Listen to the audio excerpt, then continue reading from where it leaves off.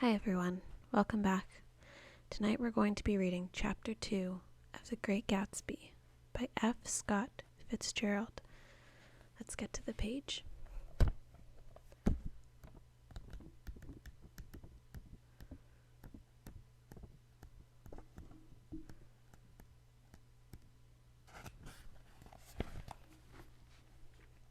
Chapter 2. About halfway between West Egg and New York, the motor road hastily joins the railroad and runs beside it for a quarter of a mile, so as to shrink away from a certain desolate area of land. This is a valley of ashes, a fantastic farm where ashes grow like wheat into ridges, and hills and grotesque gardens, where ashes take the forms of houses and chimneys and rising smoke, and finally, with a transcendent effort, of men who move dimly and already crumbling through the powdery air. Occasionally a line of gray cars crawls along an invisible track, gives out a ghastly creak, and comes to rest. And immediately the ash-gray men swarm up with leaden spades and stir up an impenetrable cloud, which screens their obscure operations from your sight. But above the gray land and the spasms of bleak dust which drift endlessly over it, you perceive, after a moment, the eyes of Dr. T.J. Eckelberg. The eyes of Dr. T.J. Eckelberg are blue and gigantic. Their retinas are 1 yard high. They look out of no face, but instead from a pair of enormous yellow spectacles which pass over a non-existent nose. Evidently some wild wag of an oculist set them there to flatten his practice in the borough of Queens, and then sat down himself into internal blindness, or forgot them, and moved away. But his eyes, dimmed a little by many paintless days under sun and rain, brood on over the solemn dumping ground.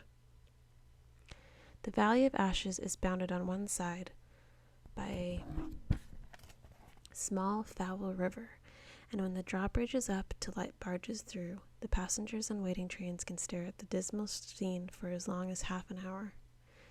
There's always a halt there of at least a minute, and it was because of this that I first met Tom Buchanan's mistress. The fact that he had one was insisted upon wherever he was known. His acquaintances resented the fact that he turned up in popular restaurants with her, and leaving her at a table, sauntered about, chatting with whomever he knew. Though I was curious to see her, I had no desire to meet her, but I did. I went to New York with Tom on the train one afternoon, and we stopped by the ash heaps. He jumped to his feet and, taking hold of my elbow, literally forced me from the car. "We're getting off," he insisted. "I want you to meet my girl." I think he'd tanked up a good deal at luncheon, and his determination to have my company bordered on violence, the superfluous assumption that on a Sunday afternoon I had nothing better to do.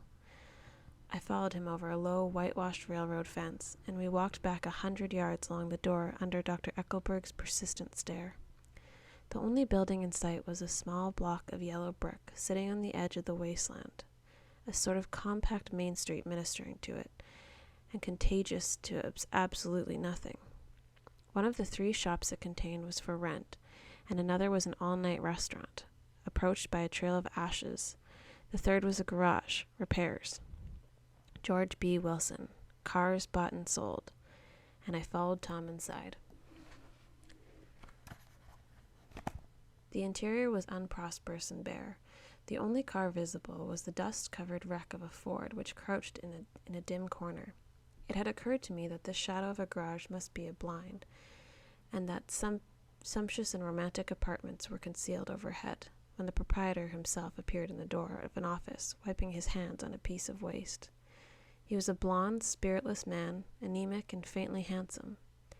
When he saw us, a damp gleam of hope sprang into his light blue eyes. "Hello, Wilson, old man," said Tom, slapping him jovially on the shoulder. "How's business?" "I can't complain," answered Wilson unconvincingly. "When are you going to sell me that car?" "Next week. I've got my man working on it now." "Works pretty slow, don't he?"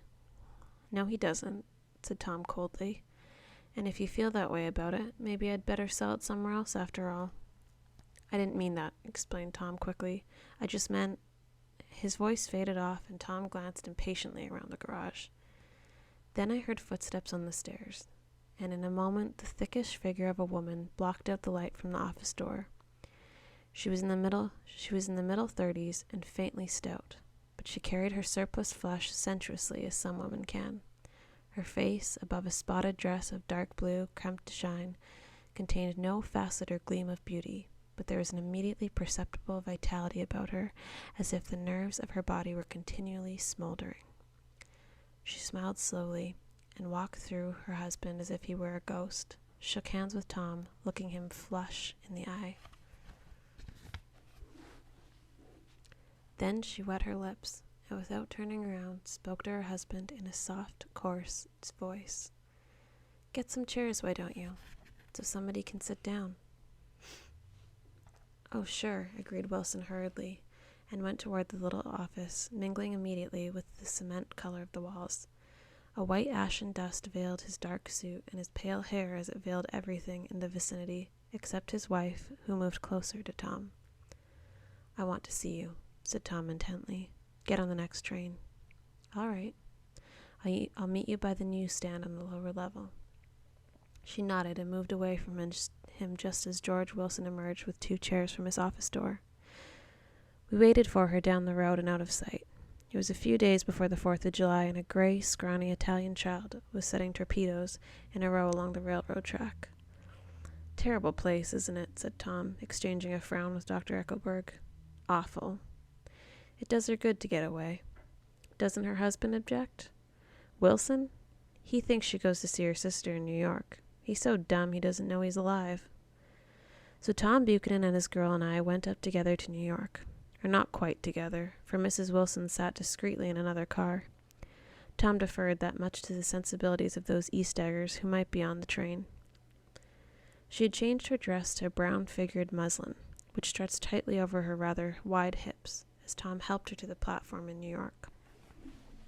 At the newsstand, she bought a copy of the Town Tattle and a moving picture magazine, and in the station drugstore some cold cream and a small flask of perfume. Upstairs in the solemn, echoing drive, she let 4 taxicabs drive away before she selected a new one, lavender-colored with gray upholstery, and in this we slid out from the mass of the station into the glowing sunshine. But immediately she turned sharply from the window and, leaning forward, tapped on the front glass. "I want to get one of those dogs," she said earnestly. "I want to get one for the apartment. They're nice to have, a dog." We backed up to a gray old man who bore an absurd resemblance to John D. Rockefeller. In a basket swung from his neck covered a dozen very recent puppies of an indeterminate breed. "What kind are they?" asked Mrs. Wilson eagerly as he came to the taxi window. "All kinds. What kind do you want, lady?" "I'd like to get one of those police dogs. I don't suppose you've got that kind." The man peered doubtfully into the basket, plunged his hand, and drew one up, wriggling, by the back of the neck. "That's no police dog," said Tom. "No, it's not exactly a police dog," said the man with disappointment in his voice. "It's more of an Airedale." He passed his hand over the brown wash rag of a back. "Look at that coat. Some coat. That's a dog that'll never bother you with catching a cold." "I think it's cute," said Mrs. Wilson enthusiastically. "How much is it?" "That dog," he looked at it admiringly, "that dog will cost you $10. The Airedale, undoubtedly there was an Airedale concerned in it somewhere, though its feet were startlingly white, changed hands and settled down into Mrs. Wilson's lap, where she fondled the weatherproof coat with rapture. "Is it a boy or a girl?" she asked delicately. "That dog? That dog's a boy." "It's a bitch," said Tom decisively. "Here's your money. Go and buy 10 more dogs with it." We drove over to Fifth Avenue, so warm and soft, almost pastoral, on the summer Sunday afternoon that I wouldn't have been surprised to see a great flock of white sheep turn the corner. "Hold on," I said. "I have to leave you here."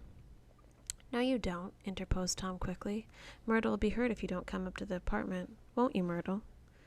"Come on," she urged. "I'll telephone my sister Catherine. She's said to be very beautiful by people who ought to know." "Well, I'd like to, but—" We went on, cutting back around the park toward the West Hundreds. At 158th Street, the cab stopped at one slice in a long, white cake of apartment houses. Throwing a regal homecoming glance around the neighborhood, Mrs. Wilson gathered up her dog and her other purchases and went haughtily in. "I'm going to have the McKees come up," she announced as we rose in the elevator, "and of course I've got to call up my sister too." The apartment was on the top floor.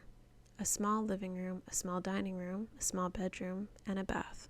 The living room was crowded to the doors with a set of tapestried furniture entirely too large for it, so that to move about was to stumble continually over scenes of ladies swinging in gardens of the Versailles. The only picture was an over-enlarged photograph, apparently a hen sitting on a blurred rock. Looking at it from a distance, however, the hen resolved itself into a bonnet, and the countenance of a stout old lady beamed down into the room. Several old copies of Town Tattle lay on the table together with a copy of Simon Called Peter, and some of the small scandal magazines of Broadway. Mrs. Wilson was first concerned with the dog. A reluctant elevator boy went for a box of straw and some milk, to which he added on his own initiative of a tin of large, hard dog biscuits, one of which decomposed apathetically in the saucer of milk all afternoon. Meanwhile, Tom brought out a bottle of whiskey from a locked bureau door. I have been drunk just twice in my life, and the second time was that afternoon, so everything that happened has a dim, hazy cast over it, although until after 8 o'clock the apartment was full of cheerful sun. Sitting on Tom's lap, Mrs. Wilson called up several people on the telephone. Then there were no cigarettes, and I went out to buy some at the drugstore on the corner. When I came back, they had disappeared, so I sat down discreetly in the living room and read a chapter of Simon Called Peter. Either it was terrible stuff or the whiskey distorted things, because it didn't make any sense to me. Just as Tom and Myrtle, after the first drink, Mrs. Wilson and I called each other by our first names, reappeared, company commenced to arrive at the apartment door. The sister, Catherine, was a slender, worldly girl of about 30, with a solid, sticky bob of red hair and a complexured, powdered, milky white. Her eyebrows had been plucked and then drawn on again at a more rakish angle, but the efforts of nature toward the restoration of the old alignment gave a blurred air to her face. When she moved about, there was an incessant clicking as innumerable pottery bracelets jingled up and down upon her arms. She came in with such a proprietary haste, and I looked around so possessively at the furniture that I wondered if she lived here. But when I asked her, she laughed immoderately, repeated my question aloud, and told me she lived with a girlfriend at a hotel. Mr. McKee was a pale, feminine man from the flat below. He had just shaved, for there was a white spot of lather on his cheekbone, and he was the most respectful in his greeting to everyone in the room. He informed me that he was in the artistic game, and I gathered later that he was a photographer and had made the dim enlargement of Mrs. Wilson's mother which hovered like an ectoplasm on the wall. His wife was shrill, languid, handsome, and horrible. She told me with pride that her husband had photographed her 127 times since they had been married. Mrs. Wilson had changed her costume some time before now, and was now attired in an elaborate afternoon dress of cream-colored chiffon, which gave out continual rustle as she swept about the room. With the influence of the dress, her personality had also undergone a change. The instant vitality that had been so remarkable in the garage was converted into impressive hauteur. Her laughter, her gestures, her assertions became more violently affected moment by moment, and as she expanded, the room grew smaller around her, until she seemed to be revolving on a noisy, creaking pivot through the smoky air. "My dear," she told her sister in a high, mincing shout, "most of these fellows will treat on you every time. All they think of is money. I had a woman up here last week to look at my feet, and when she gave me the bill, you'd have thought she had my appendicitis out." "What was the name of the woman?" asked Mrs. McKee. "Mrs. Eberhardt. She goes around looking at people's feet in their homes." "I like your dress," remarked Mrs. McKee. "I think it's adorable." Mrs. Wilson rejected the compliment by raising her eyebrow in disdain. "It's just a crazy old thing," she said. "I just slip it on sometimes when I don't care what I look like." "But it looks wonderful on you, if you know what I mean," pursued Mrs. McKee. "If Chester could only get you in that pose, I think he could make something of it." We all looked in silence at Mrs. Wilson. who removed a strand of hair over her eyes and looked back at us with a brilliant smile. Mr. McKee regarded her intently with his head on one side and then moved his hand back and forth slowly in front of his face. "I should change the light," he said after a moment. "I'd like to bring out the modeling of the features. And I try to get hold of all the back hair." "I wouldn't think of changing the light," cried Mrs. McKee. "I think it's—" Her husband said shh, and we all looked at the subject again, whereupon Tom Buchanan yawned audibly and got to his feet. "You McKees have something to drink," he said. "Get some more ice and mineral water, Myrtle, before everybody goes to sleep." "I told that boy about the ice." Myrtle raised her eyebrows in despair at the shiftlessness of the lower orders. "These people, you have to keep them. You have to keep after them all the time." She looked at me and laughed pointlessly. Then she flounced over to the dog, kissed it with ecstasy, and swept into the kitchen, implying that a dozen chefs awaited her orders there. "I've done some nice things out on the Long Island," asserted Mr. McKee. Tom looked at him blankly. "2 of them we have framed downstairs." "2 what?" demanded Tom. "2 studies. One of them I call Montauk Point, the gulls, and the other I call Montauk Point, the sea." The sister Catherine sat down beside me on the couch. "Do you live on Long Island too?" she inquired. "I live at West Egg." "Really? I was down there at a party about a month ago, at a man named Gatsby's. Do you know him?" "I live next door to him." "Well, they say he's a nephew or a cousin of Kaiser Wilhelm's. That's where all his money comes from." "Really?" She nodded. "I'm scared of him. I'd hate to have him get anything on me."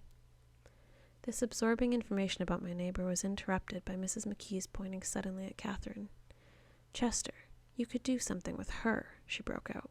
But Mr. McKee only nodded in a bored way and turned his attention to Tom. "I'd like to do more work on Long Island, if I could get the entry. All I ask is that they should give me a start." "Ask Myrtle," said Tom, breaking into a short shout of laughter as Mrs. Wilson entered with a tray. "She'll give you a letter of introductions, won't you, Myrtle?" "Do what?" she asked, startled. "You'll give McKee a letter of introduction to your husband, so he can do some studies of him." His lips moved silently for a moment as he invented, "George B. Wilson at the gasoline pump," or something like that. Catherine leaned close to me and whispered in my ear, "Neither of them can stand the person they're married to." "Can't they?" "Can't stand them." She looked at Myrtle and then at Tom. "What I say is, why go on living with them if they can't stand them? If I was them, I'd get a divorce and get married to each other right away." "Doesn't she like Wilson either?" The answer to this was unexpected. It came from Myrtle, who had overheard the question, and it was violent and obscene. "You see?" cried Catherine triumphantly. She lowered her voice again. "It's really his wife that's keeping them apart. She's a Catholic, and they don't believe in divorce." Daisy was not a Catholic, and I was a little shocked at the elaborateness of the lie. "When they do get married," continued Catherine, "they're going west to live for a while until it blows over. It'd be more discreet to go to Europe." "Oh, do you like Europe?" she exclaimed surprisingly. "I just got back from Monte Carlo." "Really? Just last year. I went over there with another girl." "Stay long?" "No, we just went to Monte Carlo and back. We went by way of Marseilles. We had over $1,200 when we started, but we got gypped out of it all in 2 days in the private rooms. We had an awful time getting back, I can tell you. God, how I hated that town." The late afternoon sky bloomed in the window for a moment, like the blue honey of the Mediterranean. Then the shrill voice of Mrs. McKee called me back into the room. "I almost made a mistake, too," she declared vigorously. "I almost married a little kike who'd been after me for years. I knew he was below me. Everybody kept saying to me, 'Lucille, that man's way below you.' But if I hadn't met Chester, he'd have got me, sure." "Yes, but listen," said Myrtle Wilson, nodding her head up and down. "At least you didn't marry him." "I know I didn't." "Well, I married him," said Myrtle ambiguously, "and that's the difference between your case and mine." "Why did you, Myrtle?" demanded Catherine. "Nobody forced you to." Myrtle considered. I married him because I thought he was a gentleman, she said finally. I thought he knew something about breeding, but he wasn't fit to lick my shoe. You were crazy about him for a while, said Catherine. Crazy about him, cried Myrtle incredulously. Who said I was crazy about him? I never was any more crazy about him than I was about that man there. She pointed suddenly at me, and everyone looked at me accusingly. I tried to show by my expression that I had played no part in our past. The only crazy I was when I married him. I knew right away I made a mistake. He borrowed somebody's best suit to get married in and never even told me about it, and the man came after it one day when he was out. She looked around to see who was listening. Oh, is that your suit? I said. This is the first I ever heard of it. But I gave it to him, and then I lay down and cried to the beat of the band all afternoon.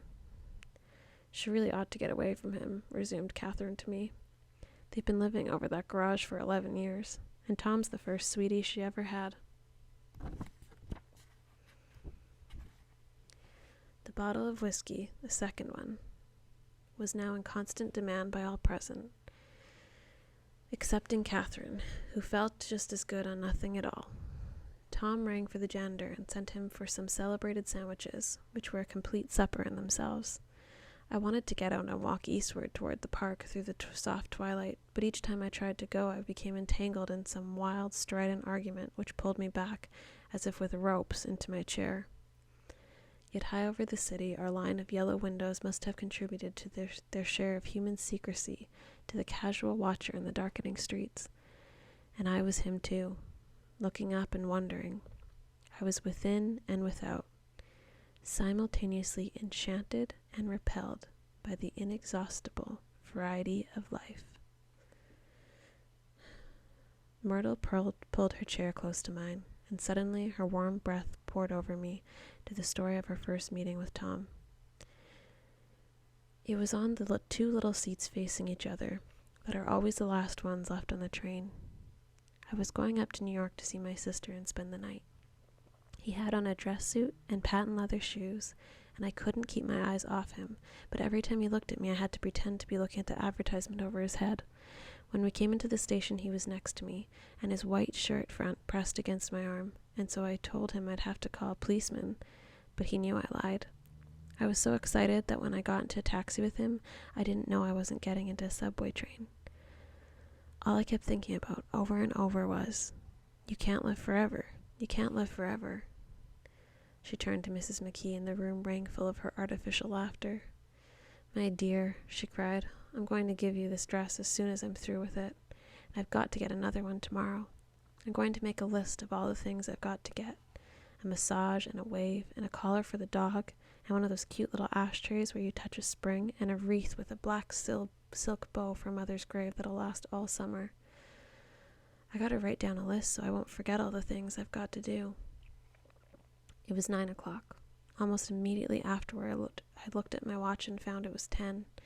Mr. McHugh was asleep on a chair, with his fist clenched in his lap like a photograph of a man in action.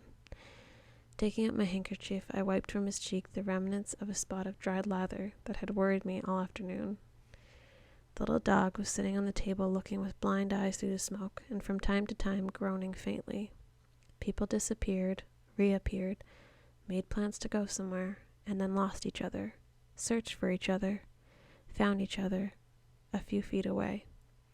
Sometime toward midnight, Tom Buchanan and Mrs. Wilson stood face to face, discussing in impassioned voices whether Mrs. Wilson had any right to mention Daisy's name. "Daisy, Daisy, Daisy," shouted Mrs. Wilson. "I'll say it whenever I want to. Daisy, Day." Making a short, deft movement, Tom Buchanan broke her nose with his open hand. Then there were bloody towels upon the bathroom floor, and women's voices scolding, and high over the confusion a long, broken wail of pain. Mr. McKee awoke from his doze and started in a daze toward the door. When he had gone halfway, he turned around and stared at the scene, his wife and Catherine scolding and consoling as they stumbled here and there among the crowded furniture with the articles of aid, and the despairing figure on the couch, bleeding fluently, and trying to spread a copy of Town Tattle over the tapestry scenes of Versailles. Then Mr. McKee turned and continued on out the door, Taking my hat from the chandelier, I followed. "Come to lunch someday," he suggested, as we groaned down in the elevator. "Where?" "Anywhere." "Keep your hands off the lever," snapped the elevator boy. "I beg your pardon," said Mr. McKee with dignity. "I didn't know I was touching it." "All right," I agreed. "I'll be glad to." I was standing beside his bed, and he was sitting up between the sheets, clad in his underwear, with a great portfolio in his hands. Beauty and the Beast, Loneliness, Old Grocery Horse, Brookenbridge. Then I was lying half asleep in the cold lower level of the Pennsylvania station, staring at the Morning Tribune and waiting for the 4 o'clock train.